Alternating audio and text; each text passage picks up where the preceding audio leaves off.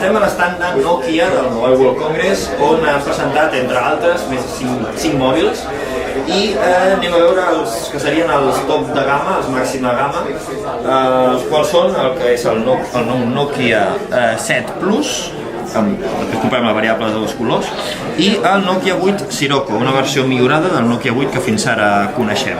Si agafem el Nokia 7 Plus, el tenim aquí en dos colors, en aquest cas, un color així blanc i un negre, alhora tenen com un marge lateral així una miqueta rosat, alhora que brilla.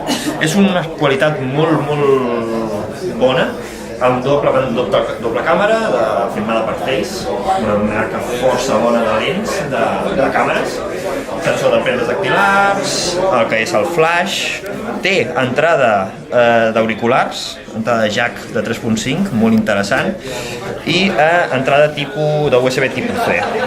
I aquí podríem veure el que és l'altaveu, micròfon.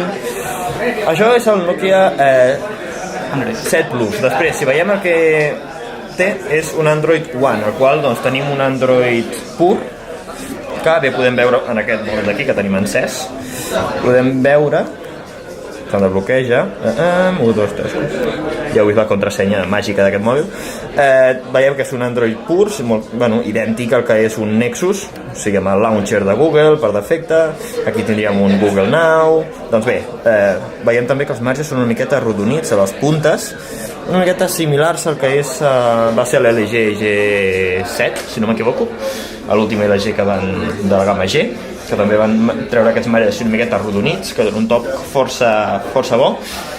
Aleshores, si parlem d'especificacions d'aquest dispositiu, tenim el que és una pantalla de 6 polzades, LCD, Full Alta Definició, torno a desbloquejar el mòbil, amb un format de pantalla de 18:9, 4 GB de RAM, 64 d'emmagatzematge, ampliables mitjançant micro SD fins a 256 GB. Després també té una pantalla principal de 12 megapíxels, la frontal és de 16 megapíxels, força interessant, si més no. I bé, el de sempre, que sí, GPS, Bluetooth, sensor d'empremtes, 3.800 mAh de bateria, força interessant, Android 8 Oreo, i per un preu que crida força l'atenció. Per 399 € tenim un mòbil que és força interessant. El punt negatiu podem buscar-lo, i si li busquem un punt negatiu és que porta un Snapdragon 660, el qual no és el de gamma més alta, no és el 835 ni el 845, és un 600, podríem dir que la gamma mitjana, però de totes maneres aquest mòbil rendeix la mar de bé. Aleshores, passem a veure el que és el més bo, el màxim de gamma que sí que hem tret, que és el Nokia 8 Sirocco, aquest d'aquí. El qual, aquest sí que tenim forces novetats interessants a comentar. La diferència de l'anterior, marges corbats, com podem veure, una miqueta a l'estil de l'Edge. Recorda una miqueta un G7 Edge, no vull cridar molt. I, bé, aquí es pot apreciar. Tenim els botons d'encendre, o sigui, d'apagar, de pujar i baixar volum, força interessants perquè s'aprima molt poc, són gairebé tàctils, semblen, o sigui, s'apreten molt poc perquè realment funcioni, si no, no destaquen molt en el que és el marge, són superprims, amb un disseny molt bonic, sincerament. Part inferior, USB tipus C, el que són els altaveus, i aquí sí que podem veure que el que és el mini jack de 3.5, aquí sí que ha desaparegut i passa a funcionar l'àudio mitjançant USB tipus C. Passem a parlar una miqueta d'especificacions més tècniques d'aquest dispositiu. Tenim una pantalla de 5,5 polzades, PLED, 6 GB de RAM, i aquí sí que tenim un Snapdragon 835. No és l'últim, no és el 45, però no deixa de ser interessant, és el que fins ara ha funcionat molt bé. 128 GB de capacitat ja per defecte quan surt a la venda, 128, això és difícil de trobar un mòbil que surti ja amb aquestes característiques.